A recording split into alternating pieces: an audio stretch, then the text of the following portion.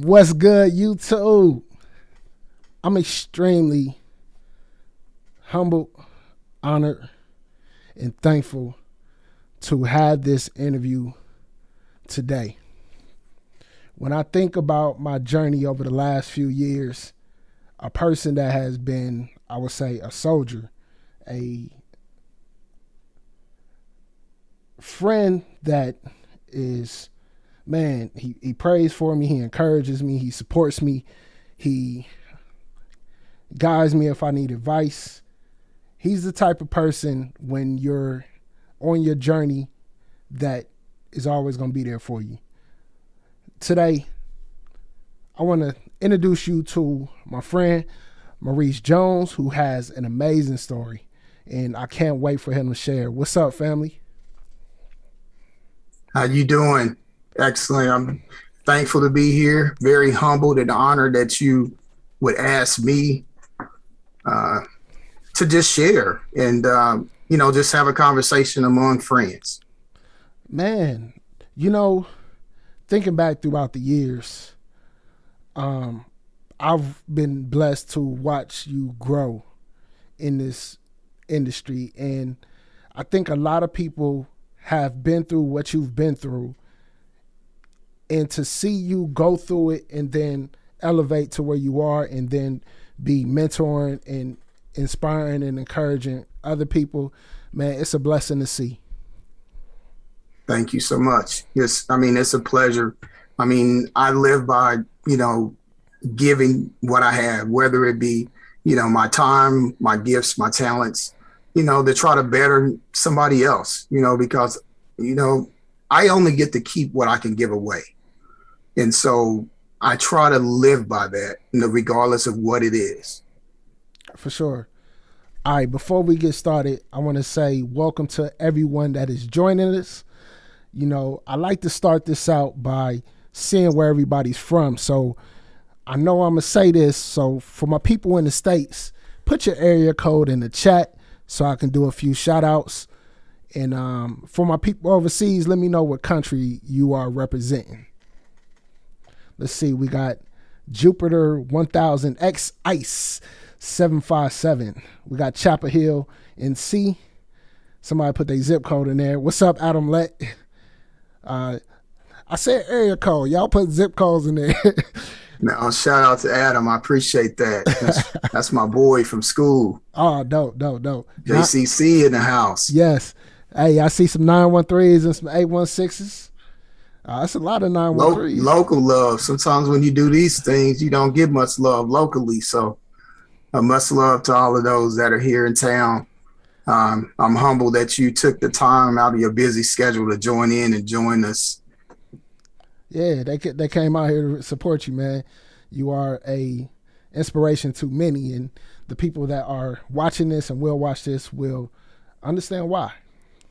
913-573-706-832, 512 Austin, Texas, 313. I don't see any Ohio's. What's going on? 401-785. Ah, man, what's going on? Ain't no Ohio in the building? Yeah, we can't start it until somebody from Ohio represent. It's a lot of 816 and 913s, though. 312, Chi-Town, 205. That's what's up. Hey, man. All right. So the title of this interview is From Auto Mechanic to IT Manager. To kind of kick things off, you were an auto mechanic how long ago? I hung up my wrench to speak, as a career, actually in 2001 is when I last actually worked in a shop and had the title of a auto mechanic or auto technician. Okay. And so at what point did you get into IT? I went into IT and I'll start out in 2012. I took a contract to work for Grandview C4 School District for Alonia Norwood, which is a dear friend of mine. And I done it just to get a feel for what IT would be like. You know, I shared her my goals and my aspirations of one day transitioning into IT. because I always had that passion of wanting to be in IT ever since high school. But that was a really short conversation between my mother and I on whose money was going to get spent, because I ended up getting a scholarship in automotive. So she was like, "Nope, you ain't going to spend my money. We're going to go where the people are going to, use their money." So that was a really short conversation. But back in 2012, like I said, I took a contract with them, and I done it because I was working nights. I was working nights at KCATA, and so I had my mornings free. So I would go there from basically 9 in the morning to about 2:30. Go in, and they would have a handful of tickets. So I would go and travel throughout the different schools, and I would do help desk, on demand help desk, and so it gave me a lot of exposure to let me know that, hey, this is something that I'm definitely interested in. So I've done that for 2 school years. Okay. So in 2012, you got in IT. If you don't mind me asking, because a lot of people come to me and talk to me about or ask me the question if they're too old to be in IT. In 2012, how old were you when you entered IT? If you don't mind me asking, I ain't trying to put you on the spot. I'm good. I was actually 43. 43. Okay. Yeah. But remember, I carried that passion since I was 18. I wanted to do it because I wanted to go to DeVry. DeVry back then was, the best thing, sliced bread as far as IT is concerned.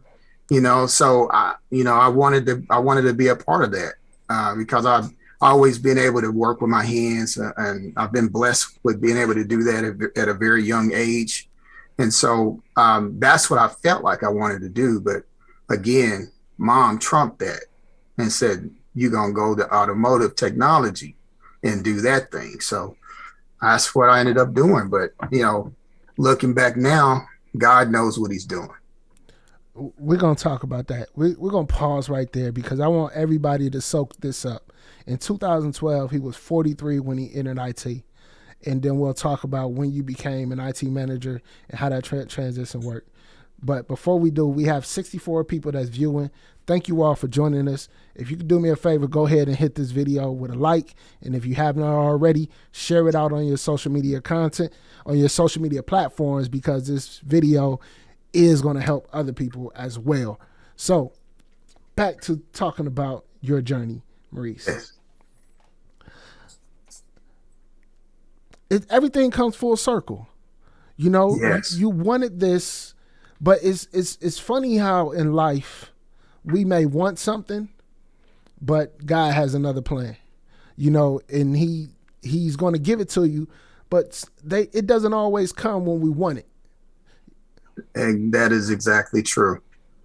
But as I look back now in hindsight, he was equipping me to be in the role that I'm in now, because I'm currently an IT manager for Yellow Freight here locally in Kansas City, Overland Park, Kansas.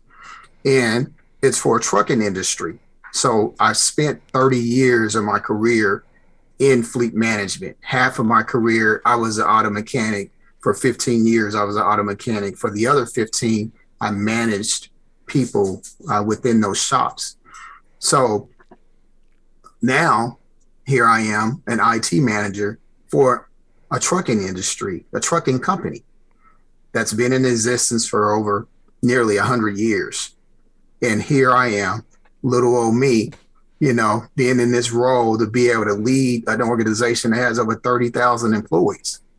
And my team supports all of those customers throughout the world.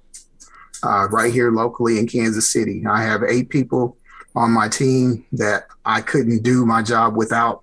And then I have 5 that are strategically located throughout the United States. I've got 2 that are in Oregon. I've got 2 that are in Holland, Michigan. And I also have 1 employee that's in Pennsylvania. So we got them all strategically located throughout the U.S. to supply those needs to our customers.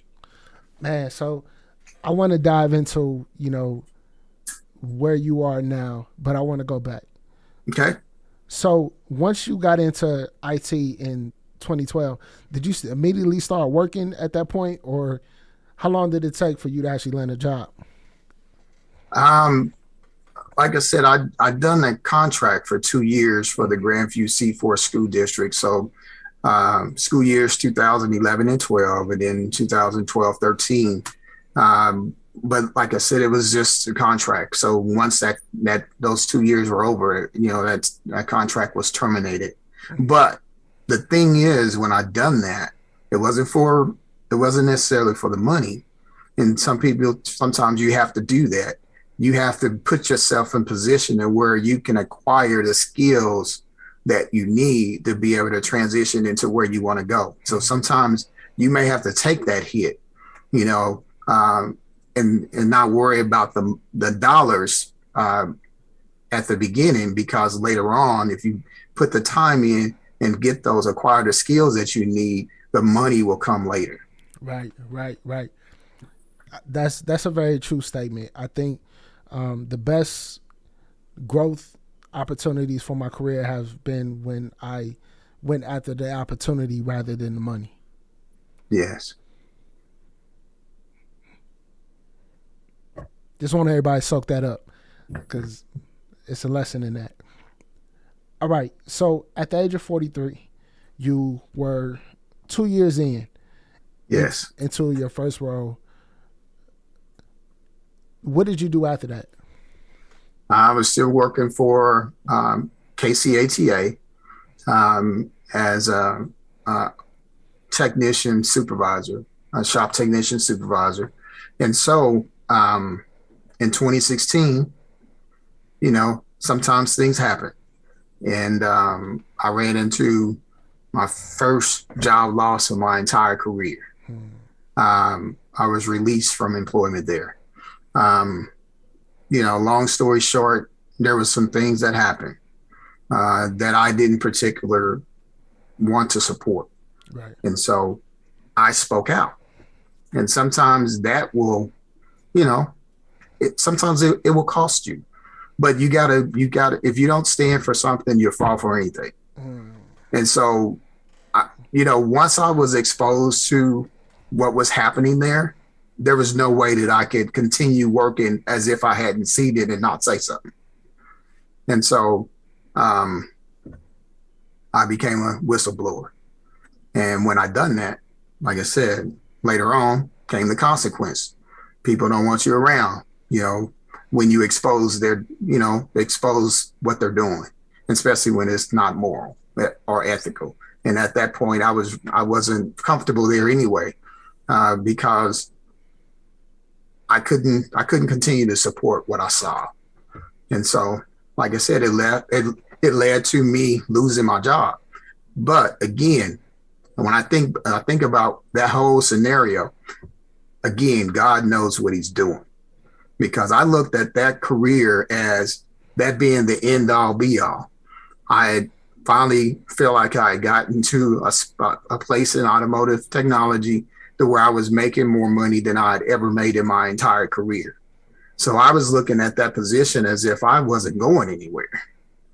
But sometimes, like you said, God will allow things to happen because, when I look at myself, if I hadn't seen what I saw and I hadn't taken action and spoke against it, I would still be there.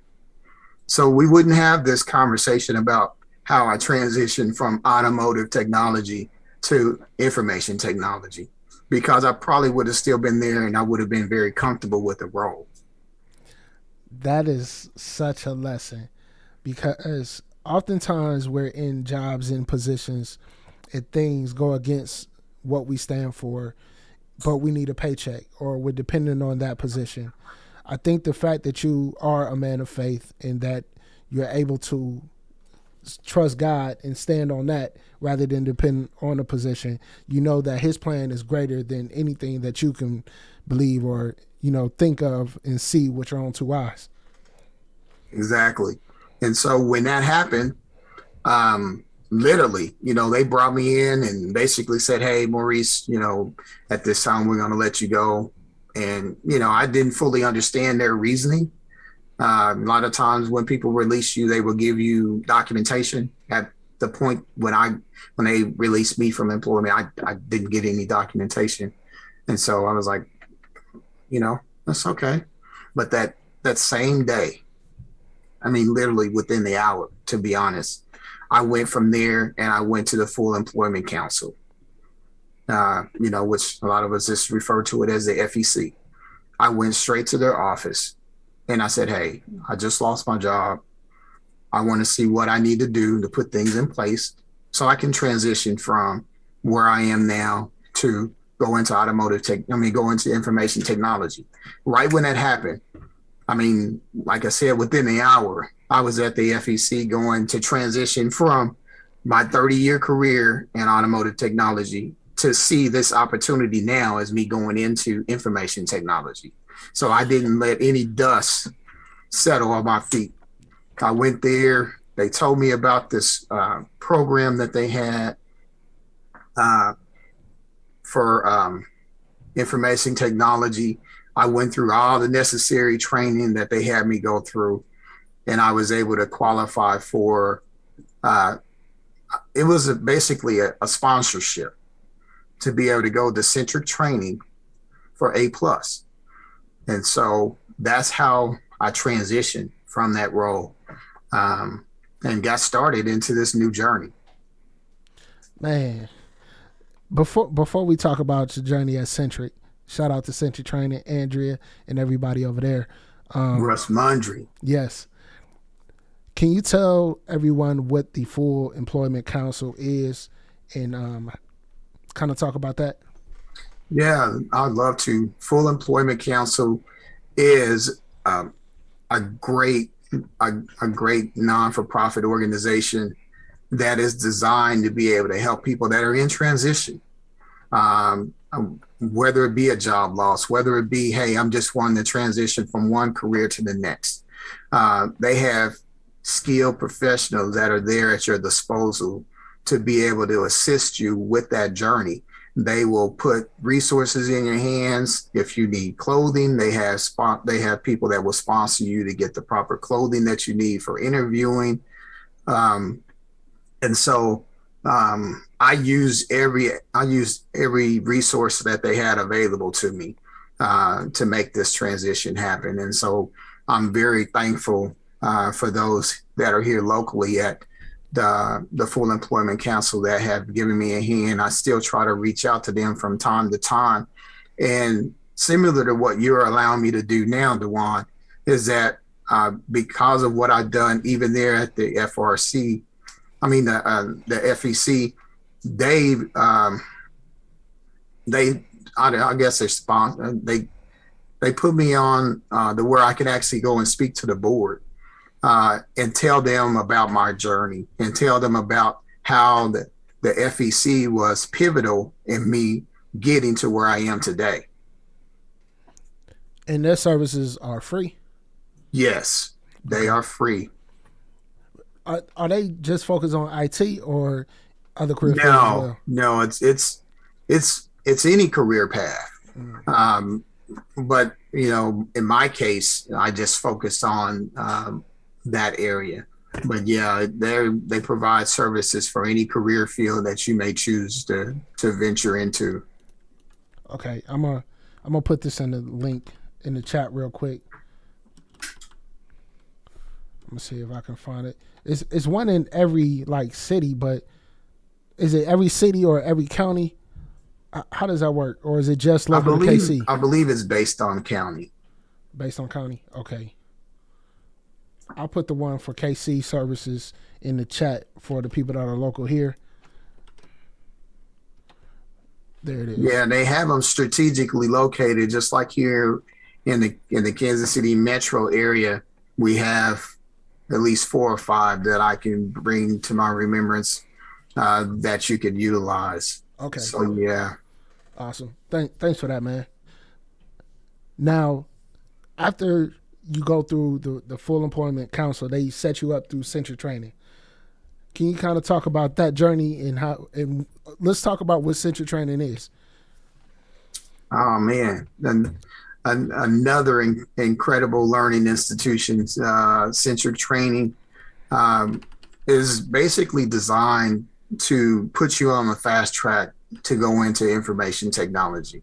The way that they have their program designed is basically tailored into 12-month tracks, 12 week tracks or a 3-month period.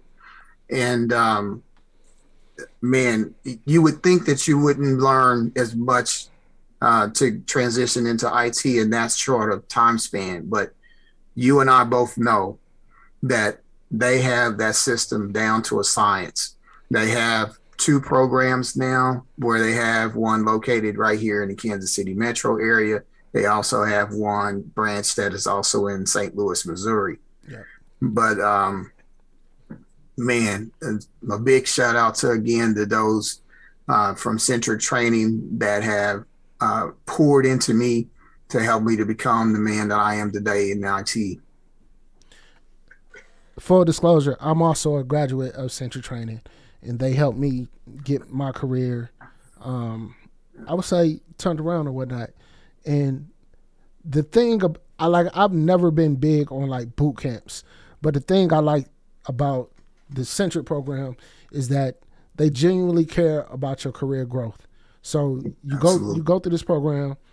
They have all the technical training that, depending on the track, whether you're on the software side or the system side, and then you go through and they have what they call career fairs, where employers come out, they prep your resume, whatever you need. And to this day, I still got a relationship with them. And I know you can say the same thing because that's how we met. Yes, I stayed connected with them. Yeah, and I think the point I was kind of want to make about that is I think building a network when you get in IT is important. What's your thoughts? Oh man, absolutely. I wouldn't be where I am today without the network that's around me even today, because I've used it in different groups that are here locally, SecKC, ISC Squared, Women in Security, all of these different groups that are here locally, right here in the Kansas City area. I established friendships, relationships within those organizations. And basically, like I said, the key is networking. And when you really think about how we even are in our lives, if you don't learn how to network, because you're never going to get where you truly should be without it, because it was never designed for you to do it alone. Yeah. God made it that way to where you can't get to where you need to be without someone else. And so once you learn that principle, life becomes easy, because you take the burden off yourself of trying to do it all.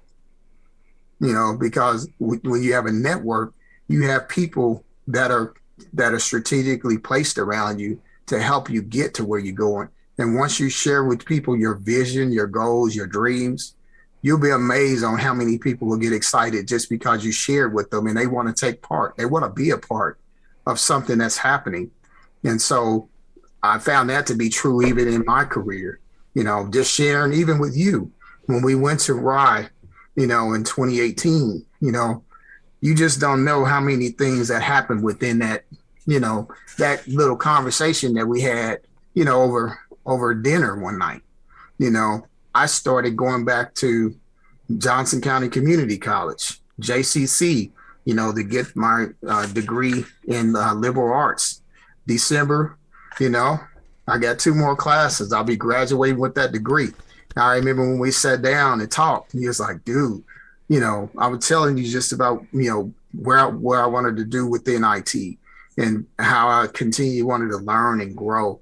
That's the reason why I believe the Lord has even drawn us together, because of that mutual exchange that we have between each other. That's like you alluded to earlier, that, once we talk to each other, it's almost like there's energy between, to aspire us to do more and go further.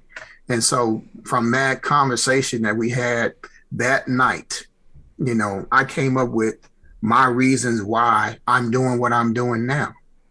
You know, some of the things that I put down, like I wanted to prove to myself that I wanted to accomplish what I share with you.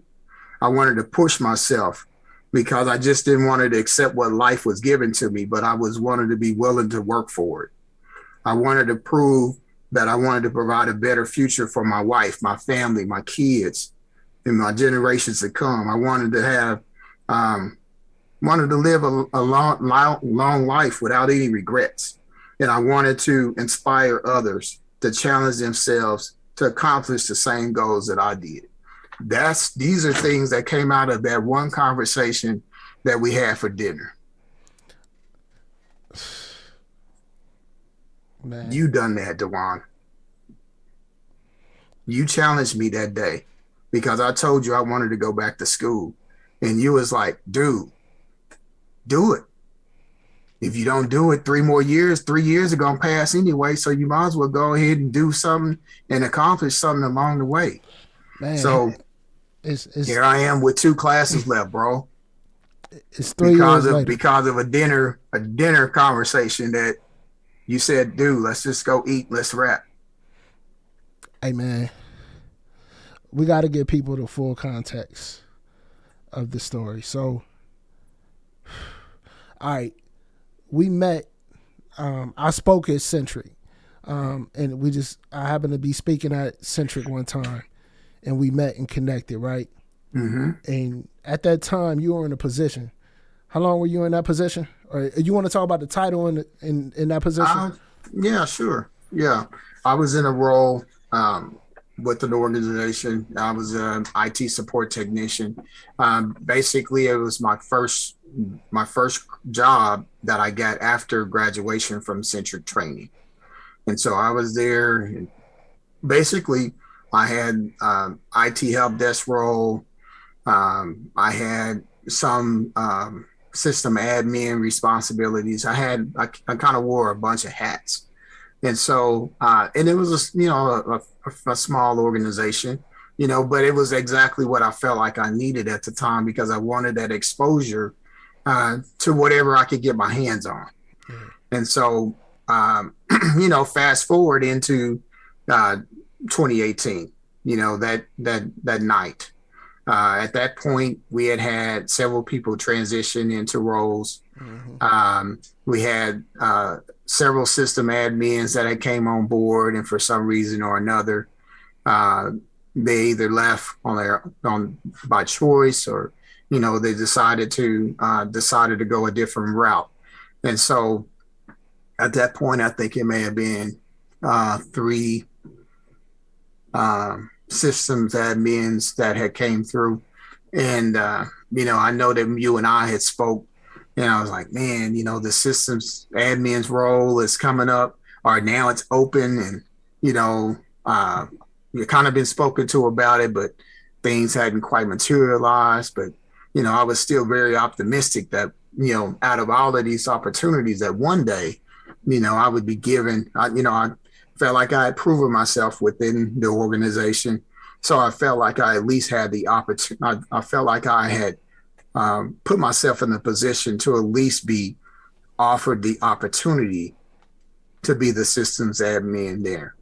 But yet it never materialized. So I looked at that point. I think, like I said, a total of 5 systems admins had came in and out of there before I transitioned to yellow. But that was a point where there was a little bit of frustration there. Yeah. A little bit of wondering why, a little bit of sometimes self-evaluation as to what is it that I need to do to prove that I'm worthy of having the opportunity to take on that role of system admin, because truth be told, when those individuals were gone, they looked to me to fill that role. Right. And so I filled the role while they were in search of other people to take on that role. And so, sometimes we look at those and be like, man, that's kind of a slap in the face, because I can prove to you when you don't have anybody that I'm capable of doing the job. But all along, you're looking for somebody to just plug somebody else in and keep me where I am. But that's kind of like the blessing and curse of doing a job well done. Because when you do your job with excellence, sometimes, they're like, hey, we just want to keep you right where you are because you do a phenomenal job where you are. But like you said, we're looking to continue to grow and challenge ourselves. So you get to a place to where that doesn't offer that challenge anymore. And so that's what got me to a place to where, again, we had that conversation. I ended up going to school. School led to me going into the networking groups that I mentioned earlier, to where I got more exposure to more people that had other opportunities. And so now we fast forward. We go into how did I get from that role into where I am currently? Because there was one system admin that came in, and I hope that he's on here. Shout out to Richard Spearman. That was my boy. He still is today, but he came into that organization and we immediately bonded. And it was a brother that came in and he saw what I was able to do. And he immediately embraced me and said, man, you're worth more than what they're giving you. You're worth more than the opportunities that you have right now. And I just want you to know that. He said, because, dude, I can give you a task and you're on it. You take care of it. You do it with excellence. You do it with speed. I've never had anything that I could even fault you about, but Richard got to a place to where he wanted to transition. And so he transitioned to, lo and behold, Yellow Freight. So Richard went to Yellow Freight. And shortly after that, he didn't forget about his boy. He called me and said, man, you need to come over. You need to apply here at Yellow Freight. Man, they got great opportunities over here, and I think you'll be a great fit. Your personality, your demeanor, the way that you strive for excellence in everything you do, man, you'll be a perfect fit over here. So I applied for the job. And so I applied. Shortly after that, I ended up going to one of our networking events. I ended up going to ISC Squared. Lo and behold, I end up finding somebody that was a manager at Yellow there at ISC Squared. So we talked, and I'm like, hey, David, man, I got an interview on Thursday. And he's like, we talked for maybe 15 minutes. He was like, man, I really like you. I just met you, but there's just something about you, man. I'm going to give you a good character with this, a good character. I just like who you are. He's like, I'm going to tell them about you before you even come and have the interview. Nice. So by the time I got there, there was like 3 or 4 people that had went before me that had already told them about me. So by the time I went in and applied for the position face to face, I go in and I only wanted to just apply for the IT help desk role, which is like a technology analyst one. I can't remember the exact title right now, but it was just, pretty much the same role that I had now. And so I interviewed for that position. And as the conversation went on, it was like, Maurice, we don't want to hire you for the Tech One role. We would love for you to come in and lead the Tech Ones in this brand new role that we're just creating. We're basically just putting this all together because we had an ISP before for 18 years. And now we want to bring all of our resources in-house. And so we're starting from scratch. And we want you to be the manager for this group. And so that's how I end up getting where I am. Man, I'm gonna tell you like this, man.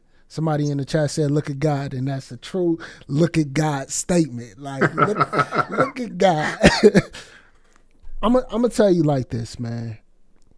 When we talk about networking, you are the definition of a genuine person. You go to people not looking for nothing. You're offering yourself. There's a book. His name is, I think, is Dante Whitfield or something like that, and he said he makes a statement of that a male seeks to be served and a man seeks to be of service.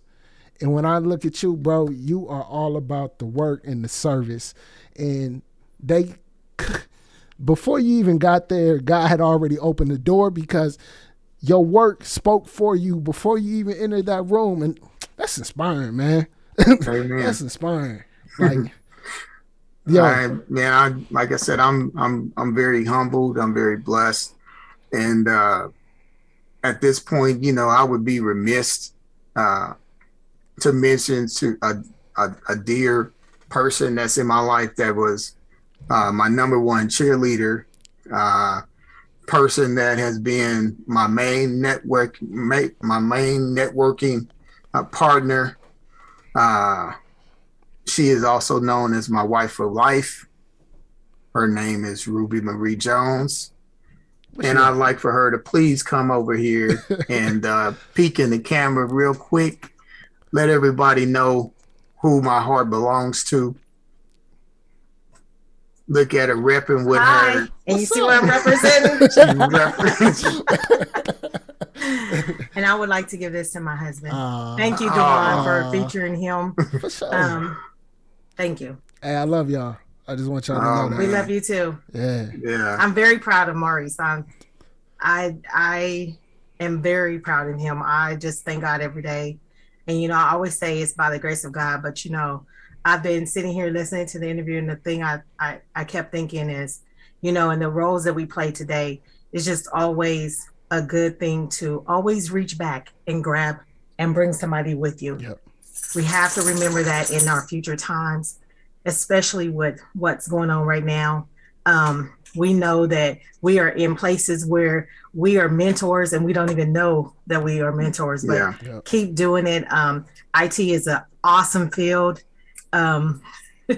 We're both in IT, but it's an awesome field. And I always think about Maurice because Maurice always encourages me.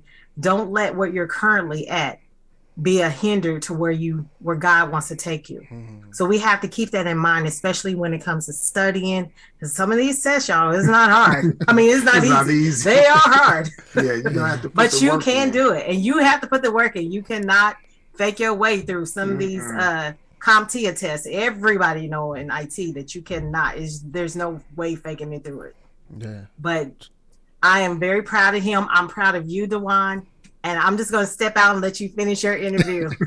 It's good seeing you. And I want to represent again, Lab every day. Man. Thank you, baby. No problem. Hey, it's a blessing to see y'all, and it's a blessing, to be here with you, man. Like, you are constantly, encouraging and pouring life into me, man, and I appreciate it. Man, thank you. I appreciate it. It's iron sharpening iron. Like I said, when I get around you, man, I inspire to dig in and go deeper and go further, inspire to do more and be more, and that's the people that you have to choose. You hear people say the cliche, well, I can't choose my family, but you can choose your friends. Choose some friends that challenge you. Choose some friends that make you want to be better, because, I look back at my career, and sometimes when it's your story, you don't think that you've really accomplished much, because the reason why I feel that way is because I'm constantly putting people in my sphere of influence that's going further than me. And so they're constantly inspiring me and challenging me to go higher and further, but I also try to be that example to where I can help somebody else too. because again, like I shared earlier, I only get to keep what I give away. Right. And so I'm constantly looking for somebody else that I can begin to share what I've learned, what I've acquired, and pour it into somebody else, because that's the only way that I'm truly going to benefit. Okay, I need you to run that jewel back and break it down. You said you only get to keep what you pour into somebody or what you give away. Can you kind of break that down so people can understand if they didn't hear you? Things that, like I said, me becoming proficient in what I do now, whether it was with auto mechanics or even now in information technology, I become more proficient at it because I'm willing to teach somebody else what I already know. And so when I give that information away, I get to keep it. I get to keep it in the sense that where now I become an expert at it. I become more proficient at it. And so it goes, it's a principle that God put in place. It also works in the area of finance. You really only get to keep what you give away. And so that's why a lot of organizations have learned that principle that are successful. They have charitable organizations that they're constantly pouring into other places because they learned that, hey, I only get to keep what I give away. Man, you drop so many jewels directly and indirectly. Okay, so now you're in the position of an IT manager, right? Yes, sir. The question I have for you, being someone that loves to tinker and loves the technical side, right? Yeah. Do you still do the technical work, or are you solely focused on management? Man, that's a very good question, because like I said, at heart, I'm a mechanic by trade. So I'm also always trying to keep my hands involved. And what still brings me joy and excitement, being able to take something that somebody deemed broken, somebody deemed in disrepair, and being able to bring life to it. But yeah, there is a thin line there when it comes to still being on the technical side or fully transitioning into the management world. And so right now I find myself, because of how many years, again, I've only been in IT since 2017, started in 2016. So, looking at how many years I've been in the role, I started to feel a little self-conscious about, man, I still need to learn more. I still need to do more. So it kind of hindered me on the management side. But now, since I've learned that, hey, build your team with people that have those skills. So then it'll free your hands to be able to fully immerse yourself into the management piece. And so that's what I've strived to do. Try to put people in place. And that's what we all should do as leaders, try to put people in place to where now we can use the power of delegation to be able to get the things done that we need to, be able to do it without fear of compromising integrity. And then now I can fully begin to flourish as a manager, because now I'm leading the people that have the skill that I felt like I had to feel. I had to do it myself. Right. And so I work myself out of that position now to where I don't have to worry about doing the technical piece anymore. I can now focus on what my role truly is to continue to try to lead, try to motivate, try to inspire, try to keep people in a position of where they love what they do. And so that's what they hire me to be. They hire me to be that cheerleader. They hire me to be that man that where I don't see myself as a person that has 13 people that work for me. I see myself as one person trying to accommodate 13 people.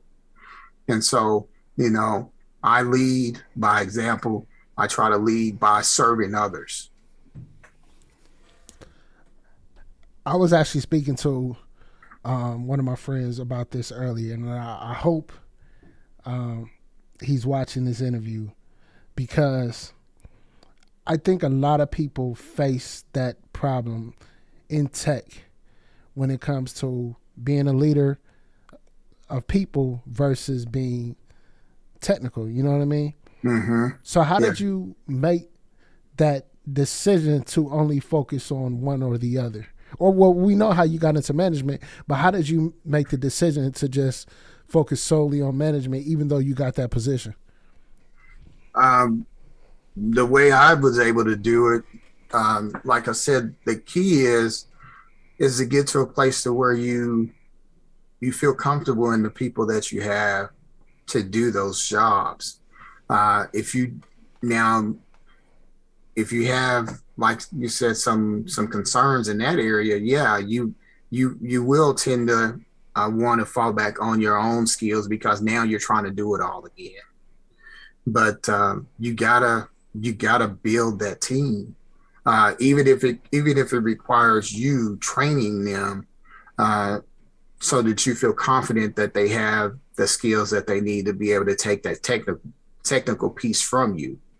But you've got to get to a place to where you completely make that mental decision and pass that baton, to give it to the people that you have empowered to do it.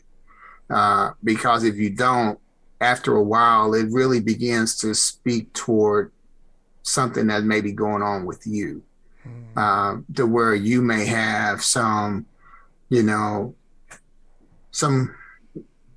confidence issues, maybe, are things of that nature, that you may have to really kind of dig deep and begin to really do some self evaluation there. Because if you're a leader and you can't put people in the position to where you can empower them to eventually do their jobs, then there's something wrong. Hey, I'm soaking some of this up for myself, to be honest with you, because I'm in a position now to where I have to focus more on building up the community and pouring into people. Mm-hmm. And I have my own technical goals that I want to accomplish, right? Mm-hmm. But I know biblically you can't be lukewarm. Like, you can't be in both worlds. Like, that just doesn't work. In the middle. Yeah. So what you're saying is actually pouring into me, and I thank you for that, bro. Yeah. You, like you said, you gotta pass the baton. Hey, he's elevating you into a different role that requires other responsibilities. It requires, a different skill set. You perfected that skill set, because if you didn't, you wouldn't have been given this opportunity now to lead. So now take it. For sure. Take it and run with it. You still, at the end of the day, the skills ain't going nowhere. It's just like riding a bike. They'll still be there. You may have to, knock some dust off of them every now and again. Yeah. But truth be told, they're not gonna go anywhere, D. So go ahead and let it go. Go and immerse yourself into this new responsibility, and do it, man. You wouldn't have been given the opportunity if God didn't know that you could do it. Yeah, for sure. I'm telling you, if you all can find you a Maurice Jones in your life, don't let him go, and make sure you take care of him. Because, man, yeah, thank you, bro. Thank you. Yeah. Now, when we talk about being a leader, I know in your previous, before Tech, you were in a management role as well. How did you learn your management and leader skills? A lot of it goes back to what you said earlier, just about having a love for service, having a passion for people. I was doing stuff as a leader even when I didn't even have the title. Mm-hmm. And sometimes when you've been graced with that, you've been gifted with the ability to be able to lead, you'll find yourself doing it before the title even tells others that you can do it. Right. Because you'll see people gravitate toward you for different things, and you'd be like, man, why do they keep coming to me for stuff? Why do they keep looking to me to ask? I mean, the supervisor's over there, but you're like, why are they gravitating toward me? Because you have that ability, that ability that's there, and people will notice it sometimes before we will. And so, yeah, I was honing my skills, leading people, just taking the initiative. Sometimes, when others won't do it, and you just feel like, hey, I can take care of that. I can handle that. Once you begin to do those things, in the sense, you're honing your skills right then. Now it's just a matter for the opportunity to present itself. I've always been somebody that says, I rather prepare myself for the opportunity now and it not be there than for the opportunity to present itself and I don't be ready. So that's what some people, you gotta look at it and kind of approach it that way. Is prepare, if that's what you want to do. If you already know that you want to be a leader, you want to be a manager, you want to be somebody that can influence others, you got to begin to hone those skills before you even get the title. Here's a question though. From what I found, just like in your position, most leaders aren't seeking to be the title leader. What's your thoughts on that? Oh man, that kind of brings me into a different part of my life right now, because I've never been one of those to seek a title. Even in the role that I'm in now, when people come and visit my team, they look at the dynamics of our team. They look at how everybody supports each other. I may hear somebody say, hey, I need a monitor. And before they can turn around and go get it, I'm bringing it to them because I just heard them say that they need a monitor. So we're actually working as one, and so when you get that synergy going like that, man, it's amazing on what you can do. And so I say that to say this. People come in to my group and they're like, who's the supervisor? Who's the leader? Who's the manager? And they don't even know who the manager is because I'm in there digging in, getting it done just like my team is. We're locked arms together doing the job together, because at the end of the day, they're going to look at us as one, whether we believe it or not.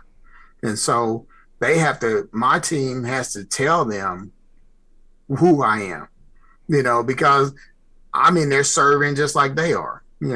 Some people would be sitting in their cubicle, looking at their computer, doing this, that, and the other.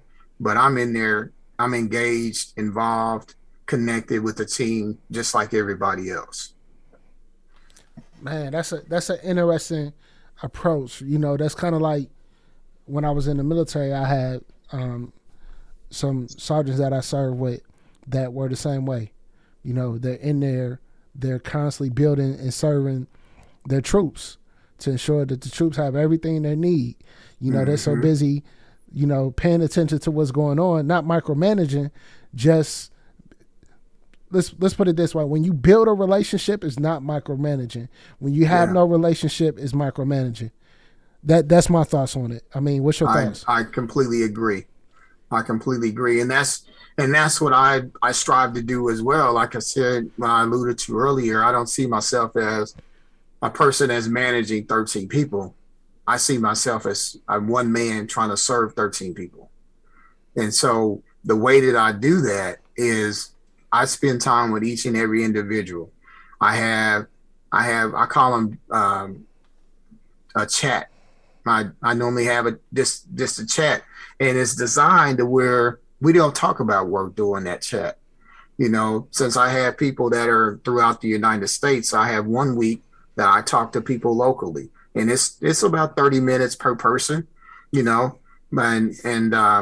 we solely talk about everything other than work, because I told them, I said, this is designed for us to just have a chat, really just get to know each other, get to see how things are going in your life. I share some things about mine, but it's building that relationship, like you said. So out of that comes, me being able to come to them and say, hey, we got something hot that just popped off. We need to get this done ASAP. People will be jumping to get that stuff done because now I've showed them that I'm not concerned about the things that you can do here. I'm more concerned about your well-being. I'm more concerned about, did you get your dog to the vet yesterday? Did you take your son to go get his foot looked at because he cut himself while he was on the playground? Did your wife go and make that appointment, when you have one car and you needed to go home early? Did she make that appointment on time? I'm going back when I have these chats with my employees every other week. Those are the things that we talk about because in order for us to be successful, they have to know that I truly care about them as a person, right, versus the job that they can do.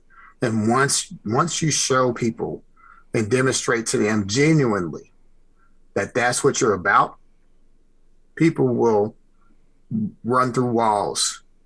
They will leap over fences to get stuff done on your behalf because you cared enough about their son that needed to get their foot looked at, their wife that needed to get that appointment, and you allowed them to go home early. When you do those things for people and you do them genuinely, you'll be amazed on what people will turn around and do for you. And sometimes you don't even have to ask. Right. That's rare in IT. That's rare in IT. The business needs, a lot of times in these organizations, the demand on IT is so high that the human aspect is often missed in a lot of technical teams. So the fact that you take the time to do that, salute. Thank you. Yeah, I mean, it's part of like you said, it's part of what Maurice Jones is about. And I thank God that he designed me to be a person that just has a genuine care and compassion for people and have a heart for service. I think all of that, has been spawned out of those things. And people that know me personally can attest to what I'm saying. Yeah. Because like you said, I don't come to you looking for anything. I come to you asking, what can I do to help? How can I be of service to you? Yeah.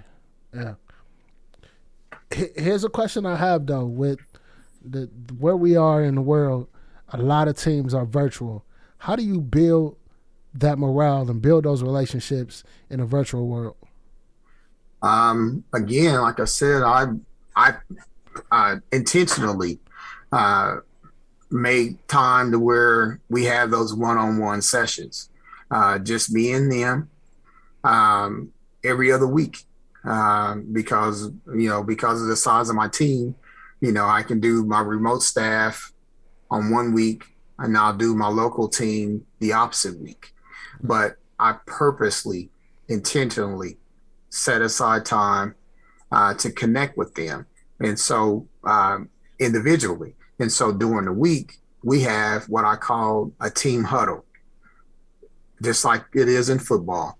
It's just enough time to get everybody on the team together for 15 minutes or less to talk about the hot topics that we got going on for the week, to strategize on what we need to accomplish. And then we do that on Mondays. And then on Fridays, we come together toward the end of the week. We go over what we had set out to do on Monday. We take time to celebrate and salute each other for jobs well done that we talked about to get things done from Monday. And then we strategize to come back together on the huddle to do it again on Monday. And so those are ways that I've found, and sometimes too, in this virtual world, just like where we are now, where we're using our cameras. Right. Most people want to hide behind not using the camera. So in the virtual world that we're in now, encourage those that you have on your team to use your camera, especially when you have those one-on-one sessions. Because it just makes it a little more personable. Yeah. When you're able to at least see a person, be able to interact with them. I mean, just like now, throughout our time together right now, we just been interacting as just two brothers, just being able to kind of converse and catch up. Yes, sir. So being able to see you, smile and, and salute and be able to see you, take in the things that I've shared, it's just as inspiring as it is when we're sitting right next to each other. So encourage them to use that camera because you'll be amazed on the dynamics of the conversation. All right. I'm going to get to some questions in the chat, and I'm going to go through the chat, man. You've been getting a lot of love in the chat. People have really resonated with what you have shared in this interview. So for those of you that are watching this live stream, please drop any questions that you have for Maurice in the chat, and I'll get to them as best as possible. Let's see. Taekwon Gong, who I think is from KC as well. Thanks for the super chat. Appreciate it. Let's see. All right. Here's a question from Sam Jones. He says, what is your tech background in, and do you have technical certifications in the field? Yes, currently my technical certifications in the field of information technology. I have my A+ certification. I have my Security Plus certification. I also have my Network Fundamentals from Microsoft, and I'm aspiring to get Network Plus. That way I can get my infrastructure cert from CompTIA.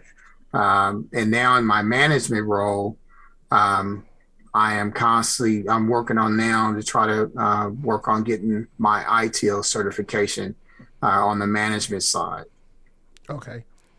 Now, one question to kind of go off of that.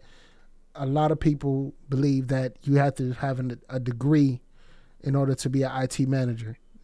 At this point, do you have your degree? No, not in information technology. Ah, okay. Okay, but that's where December 2021 comes into play, because for the last 3 years, again, that I shared earlier in our conversation from our dinner, our conversation that we had that inspired me to get back to school. I've been working diligently, and I thank you too for, you even carving out time to help me with, some of my Cisco stuff that I needed to nail down. But like I said, from your efforts pouring into me, I'm proud to say with your efforts, along with everybody else that has networked with me, I'm standing strong on a 3.6. Going in to get this degree, that's a liberal arts / information technology degree. Hey, we're gonna celebrate too when you graduate. Yeah, man, it's been a long road, especially in the middle of the pandemic. I still made a way to still take a class or two, going in right in the heart of the pandemic. But me, like I said, when I shared earlier about those 5 reasons why that I got out of our conversation, that's what drove me to continue, because like I said, I wanted to be able to prove it to myself and to others that it doesn't matter what my age says. It matters what my determination is and how bad I want it. Right. You gotta have that in you to determine how bad do you want it. That's true. Dre Mack has a question, and that question is Certs or college? I would say both. Because it would make you more marketable if you have both. Because say, for example, you got somebody that's looking for that's giving you the nod for a role, and you got somebody that has all the technical certs, which is great. But when you have both, you have the formal education and the technical background. It's, for one, it shows that you're a little more well-rounded. You're a person that has the ability to be able to adapt to different things. And so it shows a little bit more about the potential there with an individual. Not saying that the one with all the technical couldn't get the job done, but you got to remember, when people are looking for people to fill roles, they're looking at, either a stack of paper still, or they're looking at a bunch of applicants digitally. So you got to put yourself in the position to where you at least give yourself the best opportunity for that role. Okay.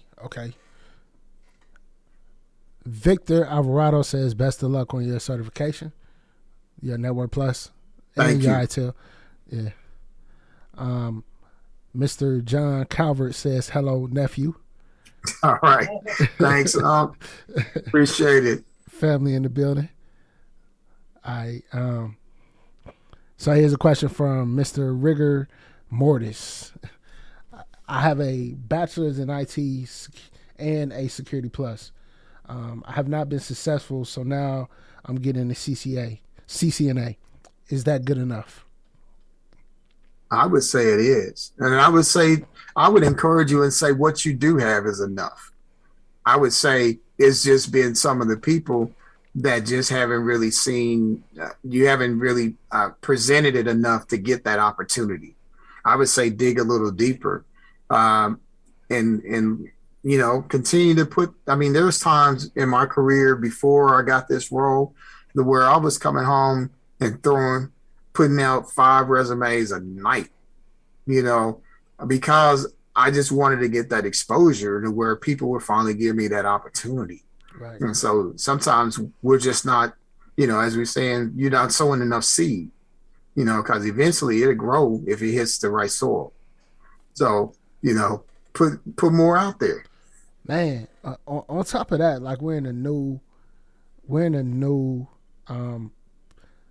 I don't want to call it a battlefield, but we're in the game has changed. Let's put it that way when it comes to getting jobs. And so if you have your IT degree and you have a Security Plus, but let's say you're not posting on LinkedIn, you're not building your network on LinkedIn, you're not letting people know what you're learning on LinkedIn, and you're not telling people that you're looking for a job on LinkedIn, I think you're missing a huge opportunity just right there. You know how many people are told to do that and they've gotten jobs just from doing that?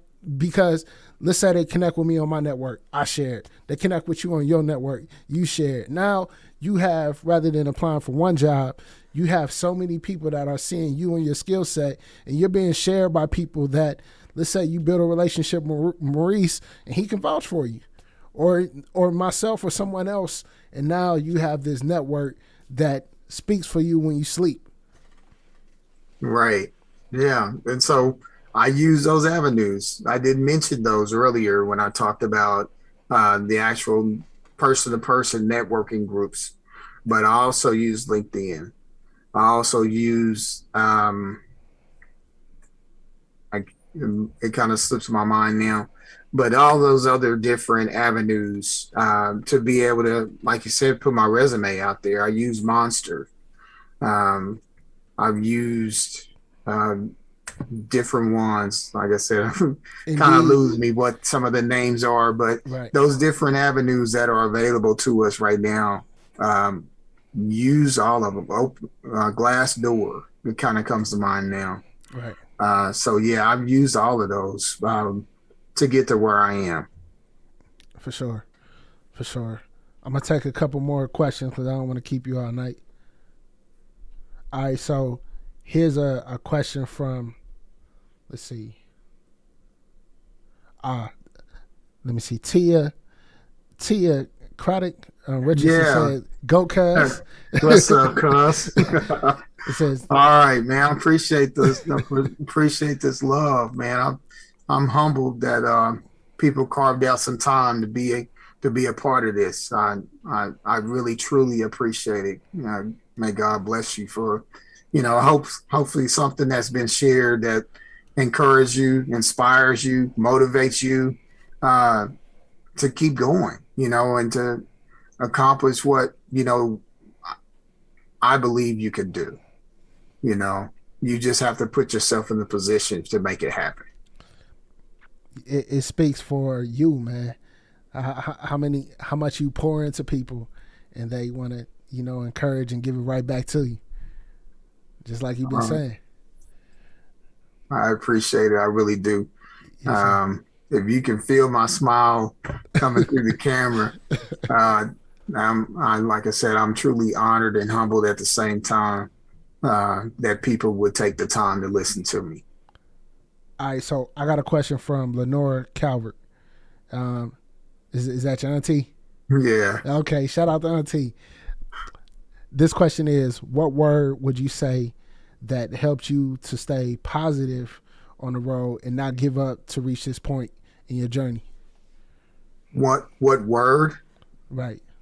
I would say. Right. I would say one word. What one word helped you stay positive? God. There it is. There it is. Because at the end of the day, me remembering that, he loved me and never forsake me. When things turn bitter against me, he was still right there. And so knowing that, regardless of what situations and circumstances turned out to be, that he was going to turn it around for my good. And I knew that all things that work together for the good to them who love the Lord and to them who are called according to his purpose was there. Yeah, God. Summed up in one word. Let's see. Man, yeah, I'm soaking that up. There's a lot coming in right now. Here's one from Peter Hunt. The question is, coming from a different industry, now that they have a CCNA, how do you suggest I show what I can do on places like LinkedIn? Man, I would show you, I would try to market it as you being versatile, being able and being willing, because sometimes, people want to put people in positions where you may not necessarily have all the skills, because they can teach you the skills, but they can't teach you to be willing. Right. They can't teach you to have a passion and the desire to want to change and do something different. So if you can market yourself to where that comes through, you'll be amazed on what other opportunities will come your way. Yeah, that's a good point. I think when you're using LinkedIn, one of the most powerful things you can do is share. Share what you're learning, share what you're doing, share what you're reading and studying, share other people's content if you find it interesting and inspiring, and comment and build your network. Like Maurice, if you follow Maurice, he's going to put out inspirational content to keep you uplifted, and he's going to shine that light. And doing things like that, although it is LinkedIn, it inspires and lifts people up, and people want to be around people that are positive energy. With so much negativity in the world, to just find somebody that lifts you up daily, people want to be around that. That's contagious. That's my thoughts. Appreciate it. I need to become more diligent. And I hear that I need to continue to inspire, because sometimes when you do those things, sometimes I learned this, and some people may grab this too. You don't know your impact until you get some feedback. And so just hearing what you just said encourages me to continue, because sometimes, you may continue to to do those things, but since you never like hear anything back to let you know that what you're doing is making a difference, um, it will allow other things to become more of a priority. So thank you for that gentle reminder. And if it wasn't you directly, thank you, Lord, for for gently tapping me on my shoulder saying, hey, son, get back at it. So there's a couple pieces to that, right? You're either pouring into someone else's cup or someone is pouring into your cup.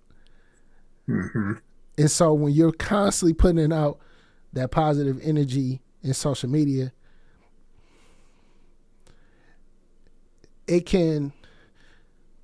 you have to get your cup poured in too as well. And so with you being a people leader, there's all about balance. You got a family that you got to serve. You got your people, your employees that you have to serve. You got your church that you have to serve. You got your extended family that you got to serve. People that you're mentoring, you got to serve. At some point, you got to get your cup filled. And so what I'm saying to you, bro, if you ever need your cup filled, call me. You know Appreciate it. I'll definitely be calling you more for sure. Yeah, because you're talking about your cup being full and you pouring out, and I alluded earlier, at least in our conversation, that I'm embarking upon a new journey, where I've accepted my calling to ministry, and a shout out to my new church family, Impact Family Worship Center. I hope you guys are out there listening. God has led me to a new dynamic ministry, where I'm under the leadership of Dr. Andre Rutherford Sr. And for a long time, I won't quantify it by putting a number, but for a long time I've been running from doing what I'm doing now, speaking in front of people, giving out of my experiences, in the form of ministry, in a formal setting of a church.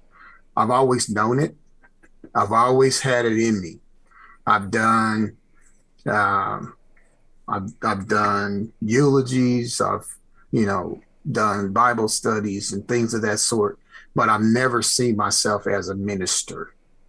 I've always seen myself as somebody that really didn't want to do that. But my whole entire walk with the Lord, that's what he's wanted me to do. Right.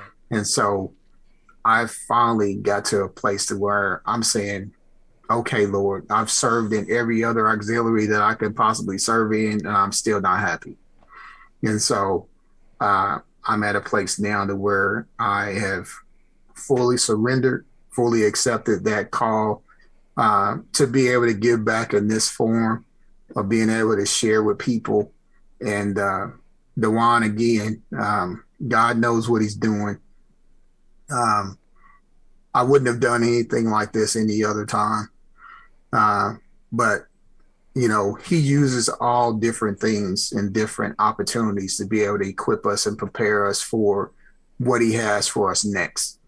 And so for me to be able to have this opportunity to be able to share on a platform like this, I know that he's transitioning me into something greater. Yeah.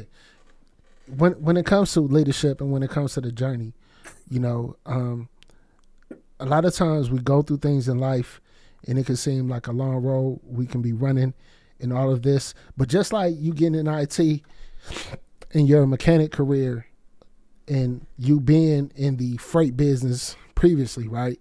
Mm-hmm. And then being a manager previously, everything is that foundation that prepares you for that next level.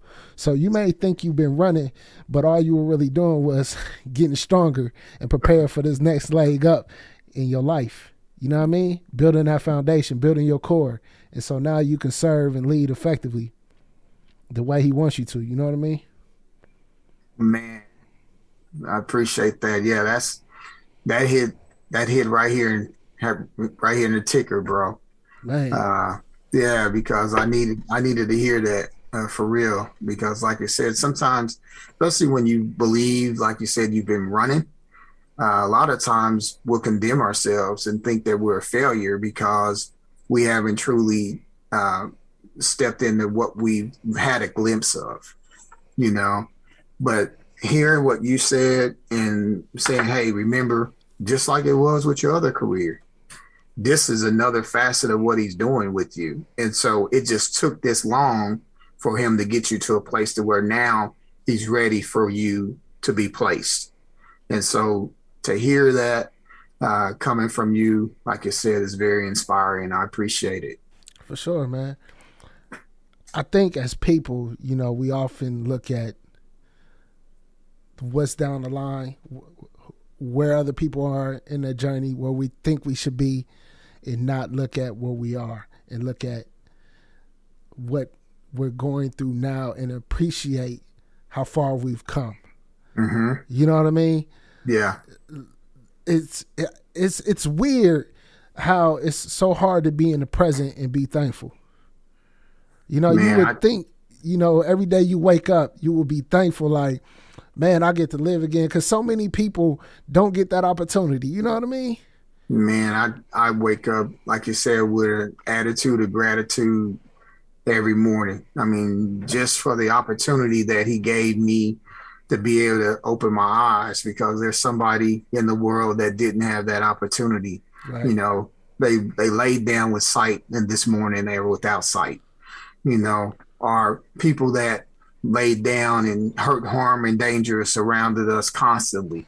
But yet he spared me, to be able to, and my family, to be able to see another day, with no hurt, harm, or incidents, to speak of, so that makes me grateful.